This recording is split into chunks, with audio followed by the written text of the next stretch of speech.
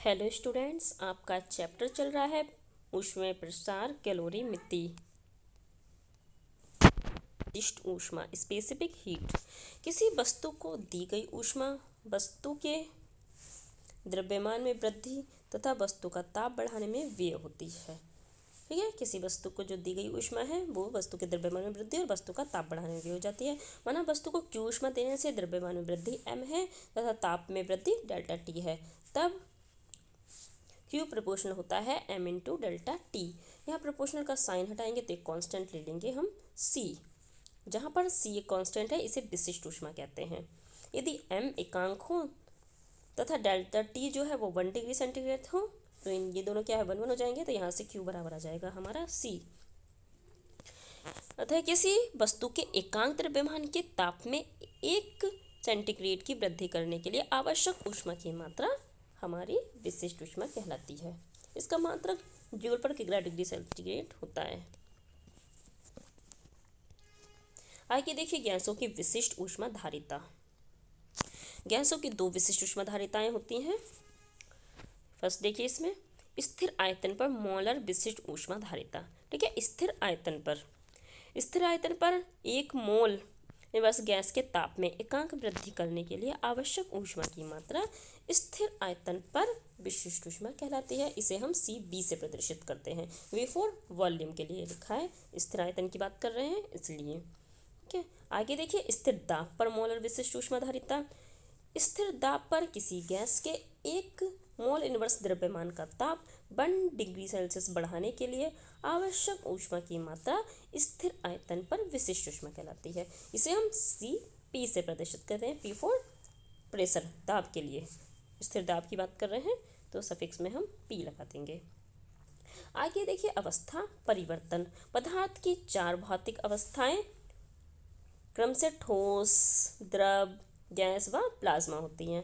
ठीक है, जब पदार्थ एक भौतिक अवस्था से दूसरी भौतिक अवस्था में परिवर्तन होता है तो इस घटना को अवस्था परिवर्तन कहते हैं। जब भी क्या है, एक भौतिक अवस्था से दूसरी भौतिक अवस्था में जब पदार्थ का परिवर्तन हो रहा है तो इसी घटना को हम अवस्था परिवर्तन कहते हैं। फॉर एग्जाम्पल के तौर पर आप देख सकते हैं जल का उबलकर वाष्प में बदलना।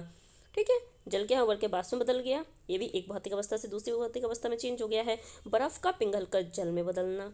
ठीक है, जल के जमने पर बर्फ में बदलना, ये सभी क्या है अवस्था परिवर्तन के हमारे उदाहरण हैं। आगे देखिए गुप्त ऊष्मा।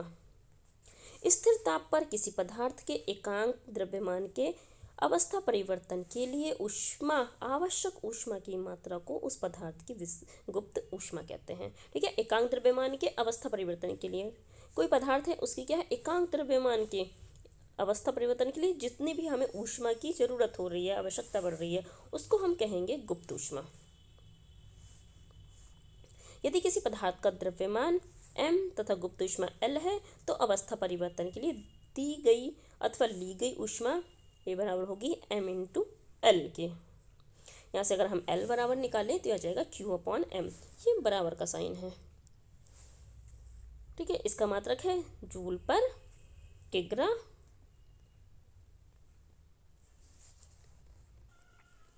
जूल पर किग्रा और इसका कैलोरीग्राम इसका मात्रक है। आगे देखिए ऊष्मा धारिता।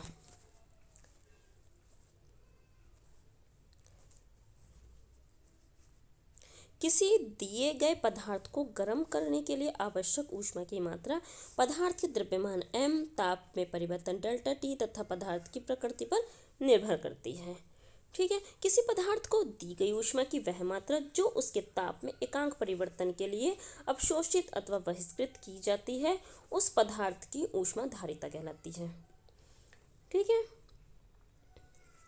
यदि पदार्थ के ताप में T से T प्लस डेल्टा T परिवर्तन करने के लिए ऊष्मा की मात्रा डेल्टा Q हो तो हमारी ऊष्मा धारिता S बराबर होती है delta Q upon delta T। ऊष्मा धारिता का मात्रक जूल पर डिग्री सेंटीग्रेड तथा जूल पर केल्विन होता है। आगे है आपका कैलोरीमिति का सिद्धांत, प्रिंसिपल ऑफ कैलोरीमेट्री। जब दो भिन्न भिन्न तापों वाली वस्तुओं को परस्पर संपर्क में रखा जाता है तो ऊष्मा उच्च ताप वाली वस्तु से नीचे ताप वाली वस्तु में जाने लगती है। ठीक है, इनका ताप क्या है, अलग अलग है दोनों वस्तुओं का। तो जिसमें जिसका भी ताप ज़्यादा होगा उसमें से ताप जो है वो, जो ठंडी वस्तु होगी जिसका ताप कम होगा उसमें जाने लगता है, जब तक कि दोनों वस्तुओं के ताप समान नहीं हो जाते। जब तक दोनों की वस्तुओं के ताप समान नहीं हो जाते तब तक ये प्रक्रिया चलती रहती है। यदि इस प्रक्रिया में बाहर से ऊष्मा का आदान प्रदान ना हो तो एक वस्तु द्वारा दी गई ऊष्मा दूसरी वस्तु द्वारा ली गई ऊष्मा के बराबर होती है। तो हमारी ये दी गई ऊष्मा बराबर हो जाएगी ली गई ऊष्मा। यही हमारा कैलोरीमिति का सिद्धांत है। माना कि विभिन्न पदार्थों की दो वस्तुएं ए व बी हैं, उनके द्रव्यमान क्रमशः m1 व m2 हैं, विशिष्ट ऊष्माएं क्रमशः c1 व c2 हैं तथा ताप क्रमशः t1 व t2 हैं। माना कि वस्तु A का ताप T1 तथा वस्तु B के ताप T2 से ऊंचा है। माना कि संपर्क में रखने पर दोनों का ताप T तथा T है।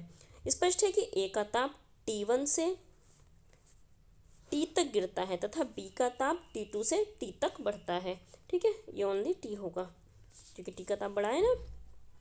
तब वस्तु A द्वारा दी गई ऊष्मा A का मास इंटू विशिष्ट ऊष्मा इंटू ताप में वृद्धि। A वस्तु का मास जो है m1 इंटू विशिष्ट ऊष्मा है c1 और ताप में जो कमी हो रही है वो t1 माइनस टी हो रही है।